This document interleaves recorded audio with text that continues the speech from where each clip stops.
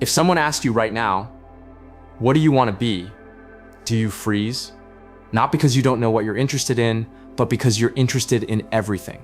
Marketing, design, writing, coding, photography, teaching. And every time someone tells you to just pick one thing, it feels like they're asking you to kill off parts of yourself. Today, I'm going to show you why that advice is broken and give you a strategy that actually works for brains like ours. You've probably heard it 1,000 times. Jack of all trades, master of none. It sounds like wisdom, but for people like us, it's a prison sentence. Because here's what actually happens. You look at a successful specialist, someone who's been doing one thing for 10 years, and you think I should be like that. So you try to pick, you commit to marketing, you go all in. For 3 months, it's exciting. You're learning fast, making progress. Then, you start getting curious about something else. Maybe it's AI, or psychology, or sustainable business models. And suddenly, the marketing thing feels. So you switch. You tell yourself, this is the one. I just picked wrong before. But 6 months later, same cycle. And every time this happens, the voice in your head gets louder. What's wrong with you? Why can't you just stick to something? Here's what nobody tells you. There's nothing wrong with you. The problem isn't your brain. The problem is the map you've been using doesn't match the territory you're walking. For the last 100 years, the world rewarded the specialist. The world was predictable, stable. The rules were clear. If you wanted to succeed, you went a mile deep in one narrow field. You became the expert. Psychologists call this a kind learning environment, where repetition pays off and the patterns are obvious. But that's not the world we live in anymore. Today's world is what researchers call wicked. The rules change constantly. Problems don't have clear solutions. Industries merge and disappear overnight. Think about it. 20 years ago, social media manager wasn't a job. Prompt engineer didn't exist 2 years ago. The old specialist path worked when the world moves slowly. But in a fast-moving, unpredictable world, your curiosity across multiple fields isn't a weakness. It's your unfair advantage. The people thriving today aren't the ones who know one thing deeply.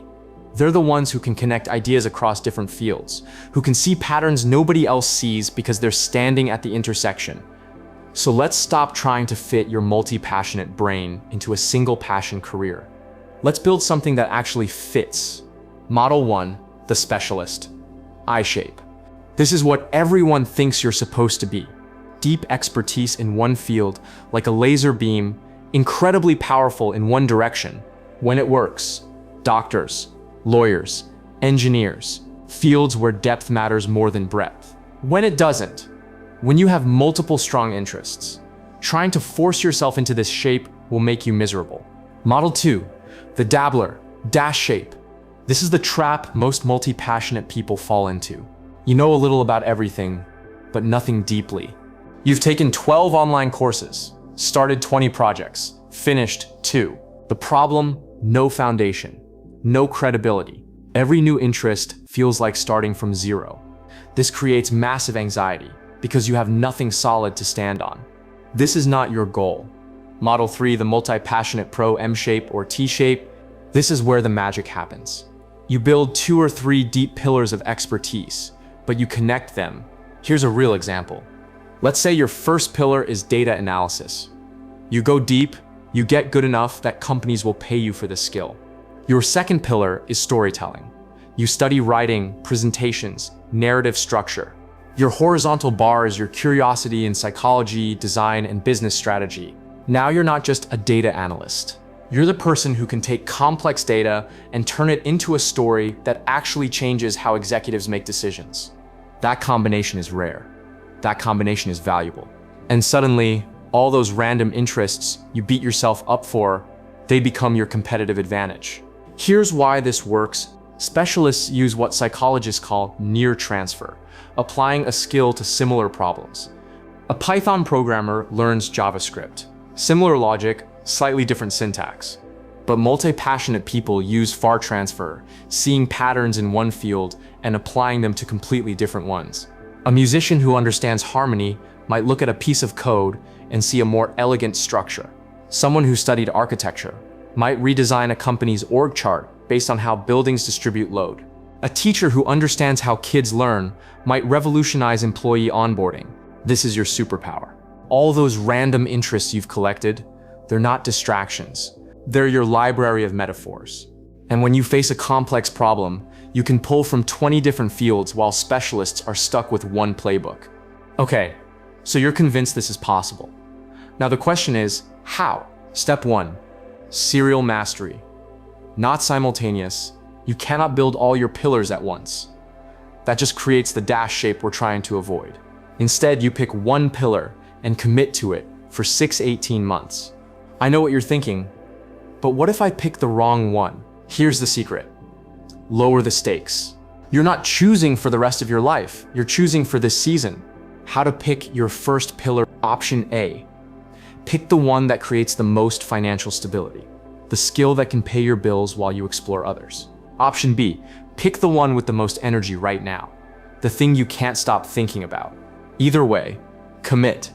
Build it until you reach what I call 80% fluency, where you can solve most common problems without constantly Googling. This doesn't mean world-class expertise. It means competence. When that pillar feels solid, you make a conscious choice to start building pillar 2. This isn't quitting, this is strategic graduation. Step 2, the good enough job strategy. Here's something nobody talks about. Many of the greatest polymaths had boring day jobs. Einstein worked as a patent clerk. It paid the bills. It didn't drain his soul. And that gave him the mental energy to think about the universe. If your brain craves exploration, you might need a job that provides stability without consuming all your cognitive energy. A high-passion, high-stress job that takes 110% of you leaves zero room for the exploration your brain needs. But a good enough job that pays the bills and takes 60% of you, that leaves 40% for building your other pillars. Reframe your day job. It's not a cage, it's a strategic asset. Step 3, build a capture system.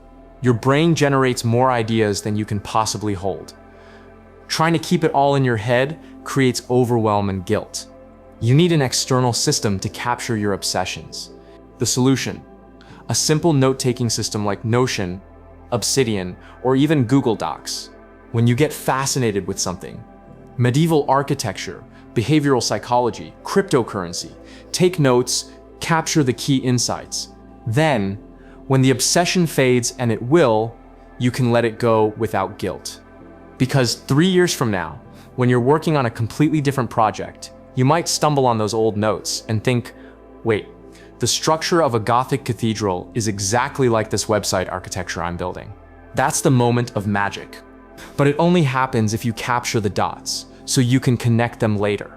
So let's bring this home. You're not broken, you're not unfocused, you're not a flake, you're multi-passionate. And the world needs people who can see how everything connects. Your action plan: pick your first pillar. Choose one skill to build deeply for the next 6-18 months. Find your good enough job, something that pays the bills without draining your soul. Build your capture system. Give your ideas a place to live outside your head. You don't have to pick one thing and abandon the rest. You just need a strategy that fits how your brain actually works. I've created a free guide called the Multi-Passionate Career Blueprint, with the exact frameworks from this video, the interest mapping exercise, the M-shape model, and the capture system template. It's completely free. Link is in the description. And if you're watching this thinking, wait, my problem isn't too many interests, it's that I quit when things get hard. That's okay. You're just at a different part of the journey. Drop a comment and let me know. I'll point you in the right direction. Thanks for watching. I'll see you in the next one.